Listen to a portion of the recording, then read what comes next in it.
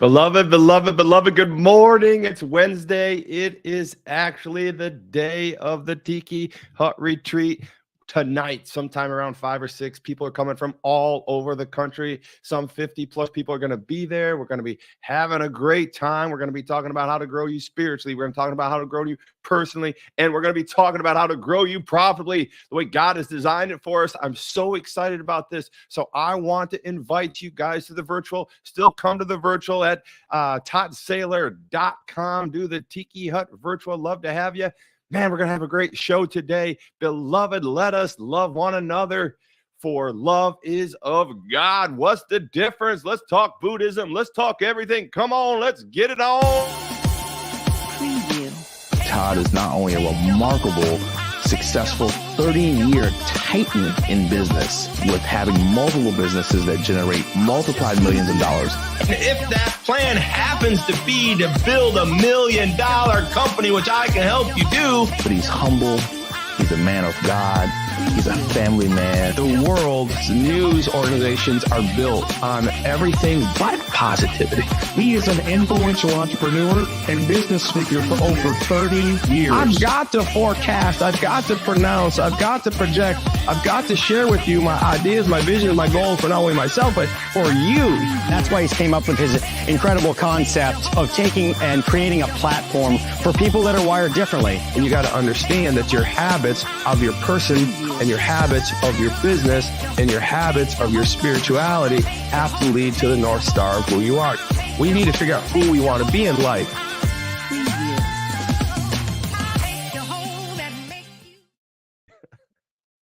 Man, I can't believe it's Wednesday. I can't believe time is going so fast. I got to give a special shout out to Chad, Michael out there. I got to give another special shout out to my good friend Brian Dickman and Heather, David, and Abigail Mavis. You're here, man. You guys all got in last. Look, Heather and the admin team got in here yesterday afternoon. We spent the evening together getting stuff ready for the Tiki Hut. No, I'm not going to talk all day about the Tiki Hut, but I just got to tell you, man, the Tiki Hut retreat is real. Man, it's on like Donkey Kong. I'm not telling you anything other than I'm going to let it rip potato chip. And I want to get you excited because a lot of you viewers out there are watching my shows. I'm getting comments and you're like, what is this Tiki Hut retreat? What's going on? And I know a lot of you out there are not commenting and you're watching and you're wondering what's going on. And slowly I get these comments that creep in like, what about this? What about that? And so I just want to follow up on yesterday that one of the things I want to make sure everybody understands. I like this mic, I always move it around. It's like a habit. But I want to understand that the thing that sets me apart, right? My market dominating position, if you will, from a business perspective, I'm going to challenge everybody, right? This next 2.5 days, 3-4 days. Market dominating position. I think that it's probably one of the most important, if not the most powerful business tactic that you should understand in your life. And I'm going to spend almost 3 days on that at the Tiki Hut retreat, but I'm going to take the market dominating position, right? This market dominating position, and I'm going to firmly place it where? In your personal growth. You must have market dominating position in your personal growth. I'm going to place it too in your spiritual growth. We must have a market dominating position in our spiritual growth, right? And then we'll be able to have a market dominating position in our businesses. You see, I'm a firm believer that we must triangulate all 3 of these things. I wrote a book, Your Will Be Done. This is the workbook where I teach you how to triangulate God's will and your will to work for you and everyone, right? In your business and in your personal life and certainly your spiritual life. So when the intro comes out, and a thing that stood out to me this morning, because that intro, I love that intro. It's just a good, powerful intro. But it said a man of God. Did you hear that in the intro? It said a lot of things about me. Well, the show's the Todd Sailor Wired Differently show. You got to know who you're listening to. You got to know what this person stands for, what side he's on, right? And Hunter Brown built that video. He's just phenomenal, and he pulled all. I didn't even know he was getting all this stuff, and he put it together, and it was just so beautiful. But the one that stood out, especially today, is a man of God. So what does that mean, a man of God? Well, this means that I have a spiritual side to me. I have a deity that I look up to and I follow. And I'm going somewhere with this because I want you to understand that I believe in God. I believe in a God. I believe more specifically in a God, the only God, right? Abba, Father, my Father, who is a deity, a God. And then I believe so much that he sent his son, his only son, born of the Virgin Mary, to this earth. I know it's whack, man. I mean, like, it's a hard one to stomach. I mean, come on now, somebody. If you had to think about this and you're like, "Lo, let's write this script and how this is going to make sense, and like what he's going to come and he's going to be born of a Virgin Mary, and this guy's going to have to believe that it's not his kid, and it's not the neighbor's kid, and it's not the manger hands kid, and it's not the guy down the street's kid. He's got to believe her story that she didn't have sex with any other man, and she's got a child she's bearing." He's like, okay. Joseph needs some props. I mean, let's think about it. This guy could have walked out, could have ran out, said, "I'm not buying that crap." Listen. So he says, okay, it's God's child. It's Christ. So Christ comes on earth. He's born of the Virgin Mary in a manger, in humble beginnings, right? Like all of us. And he becomes God in the flesh. He becomes the Ruach. He is the actual wind and the breath, the spirit on earth now that God has been breathing over us for thousands and thousands and thousands of years. He brings the Holy Spirit through Jesus, which the Jewish faith would call Ruach. So that's the deity, that's the son, and then the end of the story is he wakes up somehow at the age of 30 and says, "I am God now. I've been raised, I've been a meager carpenter my whole life." And then here we go through life, and Joseph stays in touch. Mary, their marriage is good, everything's good, everyone's going on down. Now Jesus becomes this epic number one dude. I mean, the paparazzi, the whole world is loving on this guy, except for most. But now the whole world is loving on him, except for most, right? And so here we got to go back to the same old story. But Christ did come, said he was going to die on the cross. The prophets in the Old Testament said it was going to happen. He comes. Melchizedek says, one's coming, one's coming, one's coming. Baptist John baptizes people in the coming of Christ. And then Jesus shows up at the age of 30. He says, "I am God. I am the Messiah. Baptize me, John the Baptist, so I can spread it for the world. And the Holy Spirit can be breathed out into everybody." I know this is a fast track story, but I got to understand, because there's some people out here that are listening that are Buddhists. Some of them are Muslims, some of them are Hinduism, some are trying to understand how can they triangulate, right? How can they triangulate the Holy Spirit, personal growth, and business growth, and all these things? But more importantly, how can they triangulate their beliefs and find a way, because they're searching to find a way to let Jesus into their belief structure?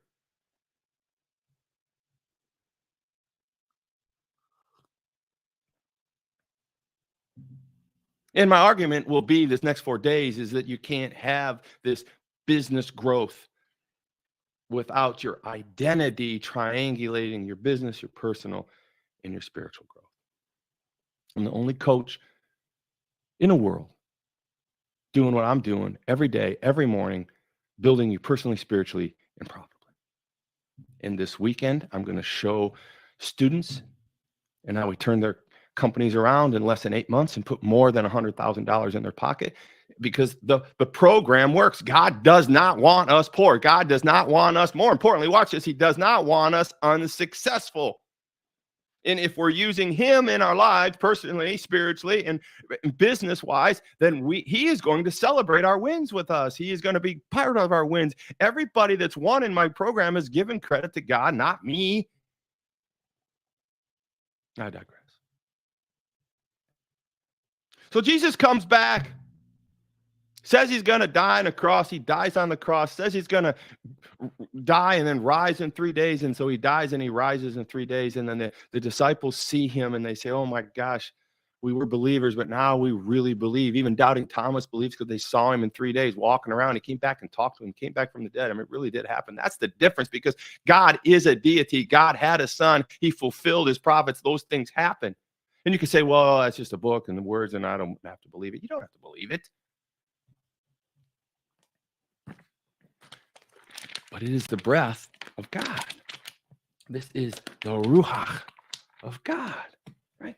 So I want you to understand that this option is out there for you. This option is what we're talking about. And the reason I'm on this hot spot right now is because, one, I'm fired up for the Tiki Hut retreat. We're going to have 50-some believers in the building, and I got them all to myself for 9 hours.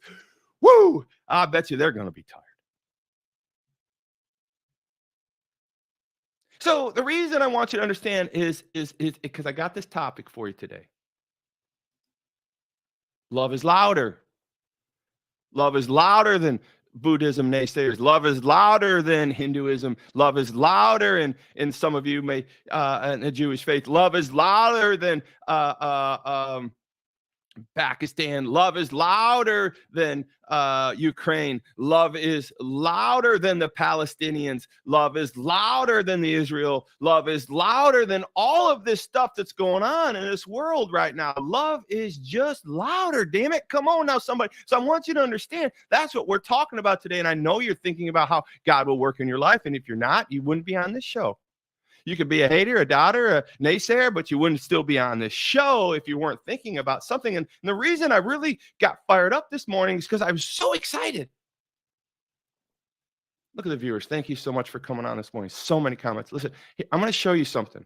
And then we're going to go to 1 John 4:7. Beloved, let us love one another. Right? God gave me this verse. I know you guys say, was he talking to you out loud? No, man. He just like dropped it on me in the Bible app, and I know what I'm going to do. This is my job. This is what I do for a living.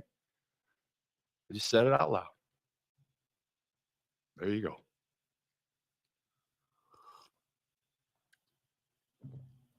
First John 4:7, beloved, comma, let us love one another, colon, new thought, for love is of God, semicolon. And everyone, extension to the thought, and everyone that loveth is born of God and knoweth God, right? So we're going to break that down. But here's what really is going to drive this conversation today. Right?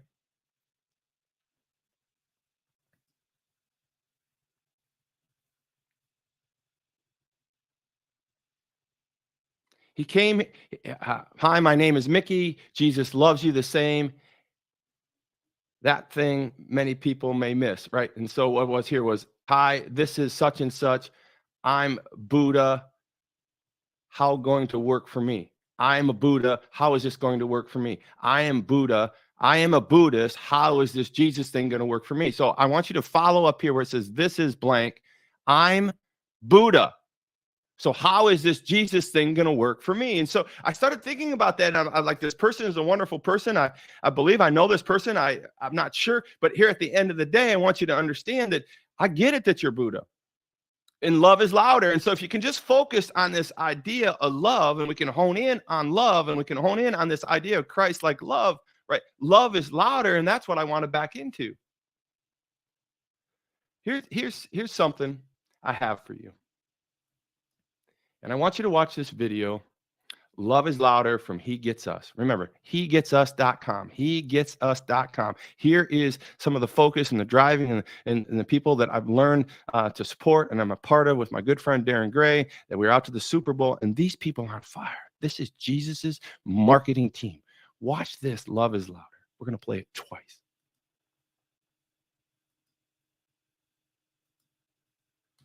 Here we go.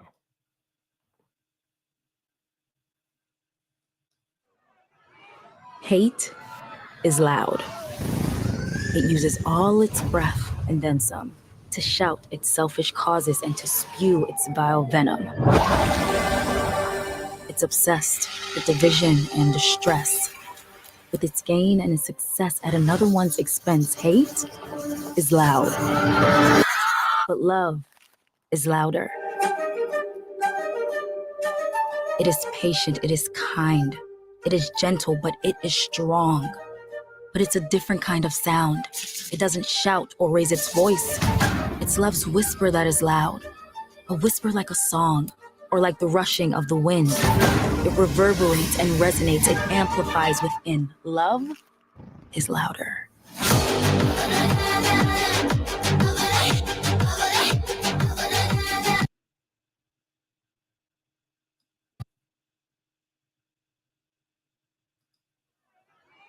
Hate Love is louder. Love is louder than hate. Its breath and then some to shout its selfish causes and to spew its vile venom. It's obsessed with division and distress. With its gain and its success at another one's expense, hate is loud. But love is louder. Love is louder. Love It is is louder than patient, it is anything. kind, Not just hate. it Love is is gentle, louder but it than is different. strong. Love But is it's a louder different kind of than your sound. troubles. Love It is doesn't louder shout or raise than its the news, voice. right? It's love's whisper that is loud. A whisper like a song, or like the rushing of the wind. It reverberates and resonates. It amplifies within. Love is louder.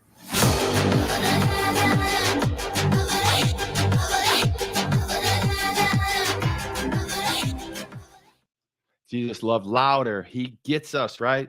All of us, right? And so that last piece of that video, I played it twice because it goes quick and it's a brilliant piece on love is louder. Now, love is louder than hate. It picks on hate in that regard, but I thought it was just a beautiful video to separate this idea of Christianity and maybe all the other belief structures in this world.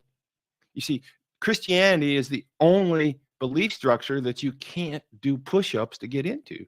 You can't go in the gym and work harder. You can't pray more. You can't pray less. You can't pray harder. You can't do more acts of kindness. You can't do anything. It's impossible. God created this mentality, unlike, let's say, Hinduism and some of these other places. And certainly the early Jewish Old Testament faith is that you had to sacrifice and kill lambs and goats and all that kind of stuff. And you had to actually do acts of works to get to the end, the kingdom, right? The throne, right? To see God at the end, to go to heaven, you had to work your way there. And I think that's most of the people need to understand that when you talk about someone who says, I'm Buddha, what does that mean? That means that they're not Christian from the core up. But here's what I want to do. I want to answer this person. I want to answer this person in real logic. So this verse that we had this morning, I didn't pick the verse, and I read the comment after I'd already planned my lesson plan. And so here we are 17 minutes into this, and love is louder. And so let's talk about love, right? Let's talk about love. Let's talk about the three types of love that the Bible is talking about, what Jesus is talking about. We've got three types of love, and I want to make sure you understand this because the verse that we're breaking down right now is beloved. The first thing the creator, John, writes in here, he says, beloved. He's already starting on, like, I know you guys are going to laugh at me for this, but like my wife is amazing, right? And I talk about her often. But sometimes I get so frustrated with the way she thinks. All right, I know I'm getting in some difficult territory here. But let's face it, man, she doesn't think like me. And thank goodness she doesn't, but sometimes I wish she was right on my tracking. But the great thing about her is that she worries less about things that are less important. I worry more about things that are less important. Thank God I have her saying that's not important. This is important right now. But there are times we're not fighters. We don't fight. We just don't. We don't fight. But there's sometimes I get frustrated because she's not telling stories correctly. She jumps around and she doesn't repeat things because she thinks I'm supposed to remember everything that was happening in the last 24 hours, and I'm supposed to attach the logic she has in her head to the stories. I mean, she can go from the beginning of the day to the end of the day, go back to the middle of the day, go back to the end of the day, and expect me to understand what happened at the beginning of the day of a story. I can't do that. Right? All that to say is I love her. And when I get frustrated with her, right? And I want to lose my patience for this storytelling, osmosis, cryptic stuff she does. I get frustrated and I'll just get short and I'll withdraw or something of that nature. So, but one of the things I did to combat that, so follow me here, is that when my wife would ask me a question, I'm telling my story right now, babe, because you never asked me this, and now you're going to know, and you're going to have to vouch for me on this if you're listening. Is when she's asking me something or not tracking for me or doing something, and she's not serving my mind's best interest, and I know I need to respond to her, I say, I'm going to ruin this all. Yes, my love.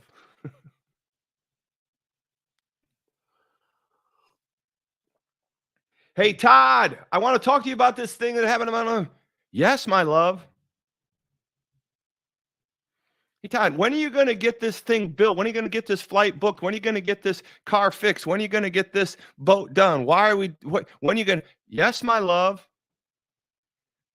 Hey, Todd, I noticed that you haven't done anything on the McCall project, blah, blah, blah, blah, blah. Are we going to just want to keep you on task? I want to keep you on task. Yes, my love. Hey, Todd, when can we go down and let's go bike at the Nature's Preserve? We got these bikes and we got all this stuff here. Yes, my love. Hey, Todd, why are we building this massive tiki hut? We don't need this massive tiki hut. Yes, my love. Oh, did you say tiki hut?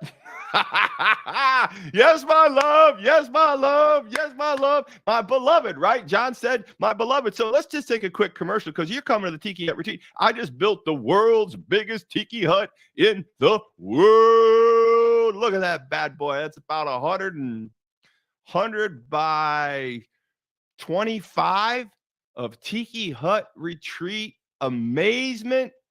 Yes, my love. Your car wouldn't fit in the garage, my love. So I had to build you a tiki hut, my love. There's her car. There's my car.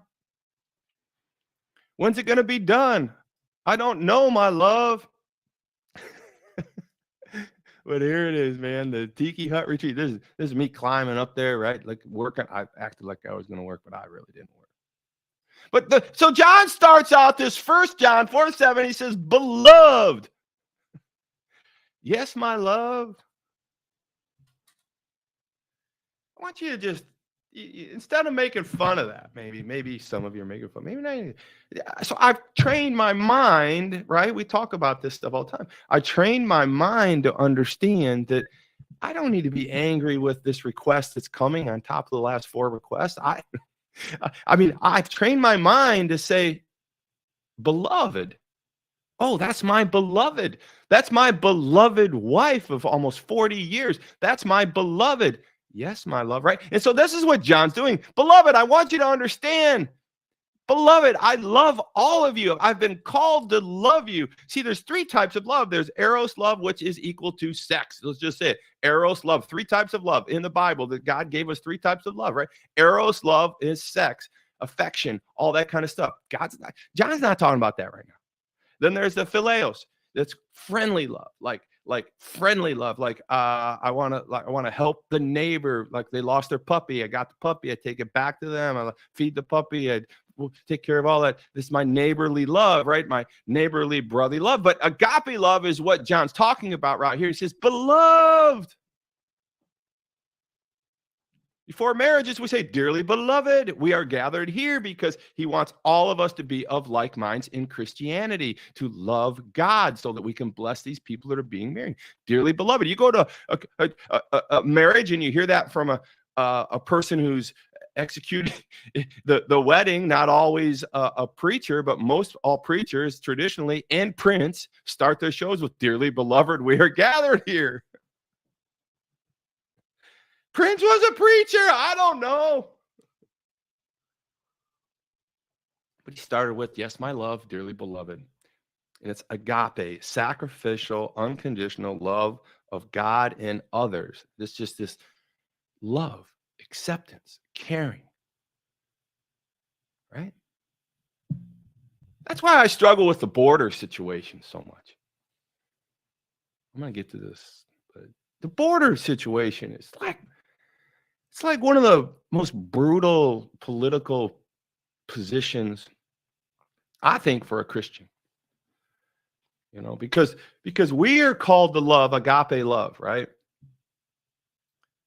And these people, the vast majority of these people, it's not commercial for letting everybody in the country, so just don't relax. But it is a commercial for Christianities. And why, if you're a Christian, you should be perplexed. Because God has called us to love others as we love ourselves. And so it's very hard for, for Christians who have this huge stance on put up a fence, don't keep everybody out, and who love God, and then this is why it's counterintuitive. And then you have the Democrat or the liberal view, whereas they don't want to profess God predominantly in their political stance, but yet they want to let everybody in the country in a seemingly loving fashion. So here's what I would say is I don't know that their motives are all in a loving fashion, but I think they love the vote that they might get from that regard. But yes, I digress. But Republicans or conservatives, or more importantly, Christian people, are perplexed with the border because we want to help those people. I can't stand. I got to tell you, if I was on the other side of the border and I literally had Spanish American, let me just tell you something. I'm not going to play games with you right now. These are some of them. The most amazing people that I've been able to be around. There they were, right there. Listen, I don't have the video, but I had 7 of them of Mexican or Spanish American descent on my property on Often, working very hard, saying USA, chanting, having a great time and working very hard. And, they clearly got here one way or another, and they can't speak English, but we get out our computers or our handphones and we swap Spanish to English, English to Spanish. I mean, I was thinking about that. I'm really on tangent, but isn't that just tongues, right? Isn't that the conversion of language? I think about how God, it's all more for this idea of why aren't we having more people? Why are we repressing? Well, the fiscal side of it is that obviously it can't go on forever. There needs to be structure to how we're doing it for safety for this country. But I just want you to understand, beloved, right? Beloved, agape love is to love those people that are struggling. If I was struggling and I was on the other side of the border and my family was under harassment and my family was going to be killed or my family couldn't eat, there is no way you could stop me from getting through that damn border. I don't care. I would go over, I would go under, I would go through it. I would do anything to save my family. That's the perplexing side of beloved. That's the perplexing side of let us love one another. Agape love. For love is of God, semicolon, and everyone. So and everyone that loveth is born of God and knoweth God. So what I want to talk to you about today is how I triangulate this. So there's 3 pieces to this. So John says love 3 times, and I'm going to close with this Buddhist comment because I want to go back to this understanding of Christianity, and I want to answer a few quick questions in this Buddhist idea, right? And so here we are. John says love 3 times in this. He says 1, love one another. Number 1, love one another. He didn't start with love. That he didn't go in order of and knoweth God. He said, beloved, all of you that knoweth God, that I want to knoweth God, agape love. Yes, my love, right? My beloved. Yes, let us love one another. So he says, love one another. So love one another. Love those on the other side of the border, on this side of the border, your next door neighbor, the guy down at the YMCA, the guy the dog's pooping in your yard all the time and doesn't want to change it. The people throwing you got to love them all. Damn it, you got to figure out how to do it. I can't tell you how to do it. I struggle with it. I'm not going to lie, but that's what he's calling us to do. Number 2, because love is from God. Because if you want to really, really know God, love comes from God, right?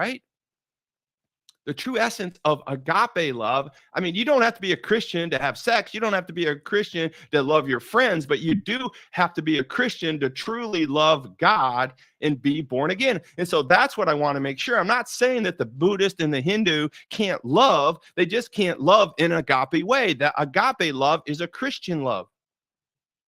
Because it's of God. It comes from God. I want you to understand that. So I struggle with the person who wants to understand how the Buddhist can become a Christian or if they're calling me out. I don't know what they're doing there, but I want to make sure I answer the question because it's this 2 things.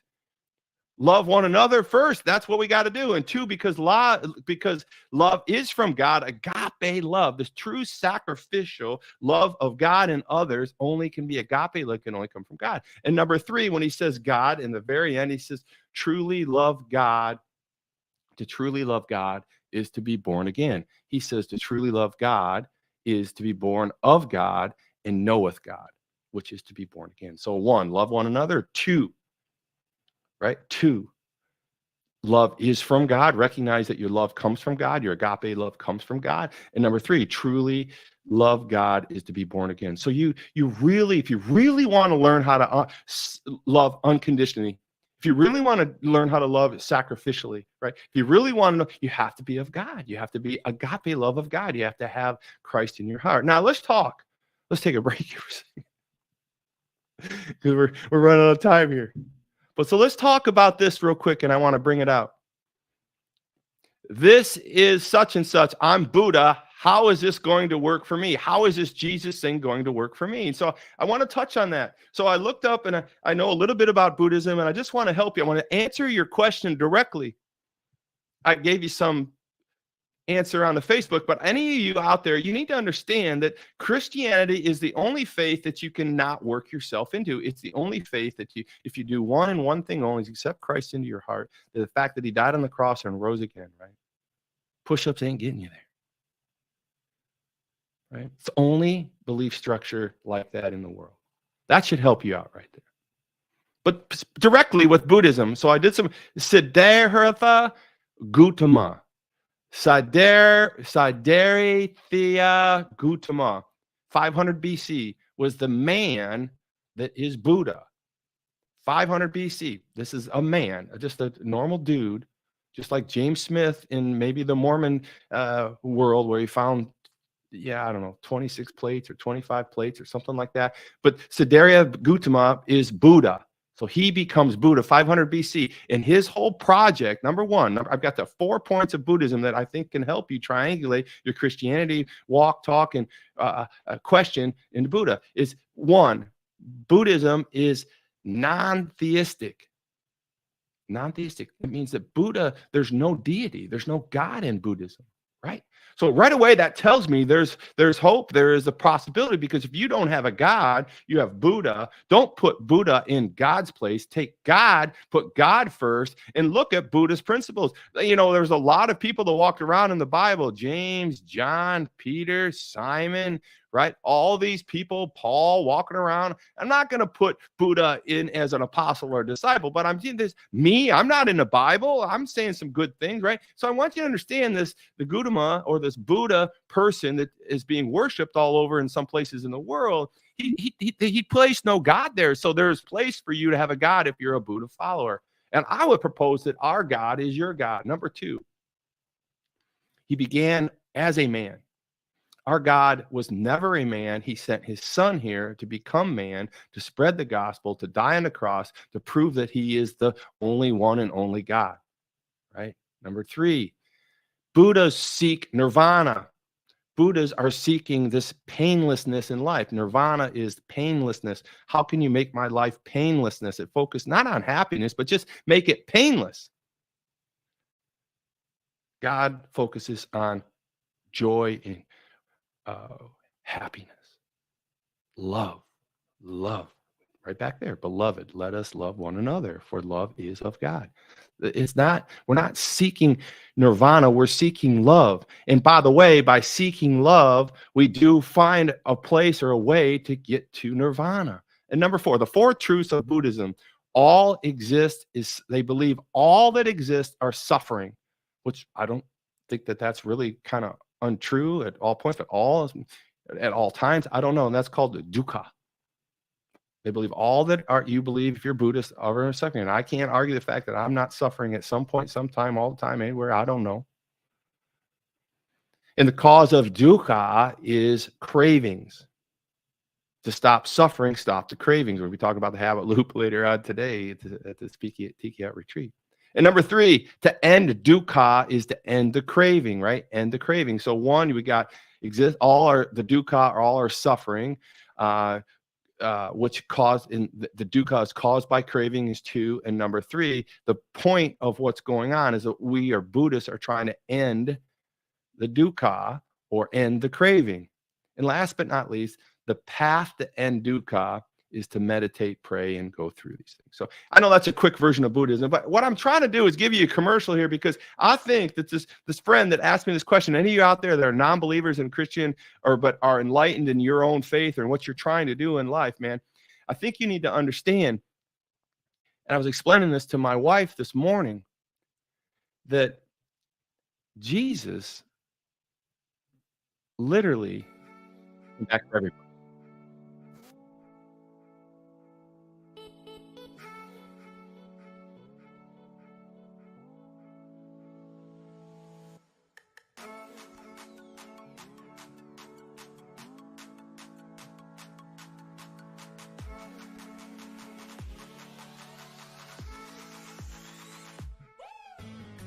Jesus came back for everybody. He came back for the Jews. He came back for the Gentiles. He came back for the Samaritans. He came back for the Buddhists. He came back for the Hindus. He came back for the sinners. He came back for the murderers. He came back for the Palestinians. He came back for the Israelites. He came back for the Romans. He came back. He came back. He came back for everybody. That's the thing that honked the Jewish people off so much in the Old Testament. They thought Jesus was coming back just for them.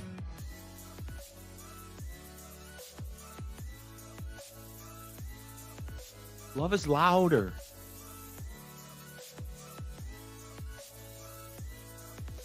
Jesus came back for Buddhists. Jesus came back for you, my friend.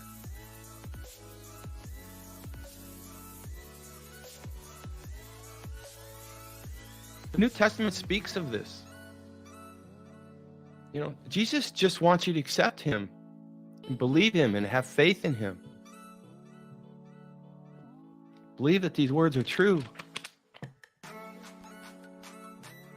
I just don't believe you can put Buddhism first.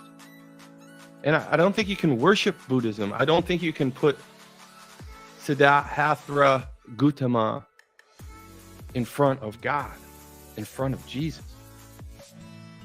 But certainly the Buddhist enlightenment to meditate is to pray. It's just who you're meditating to.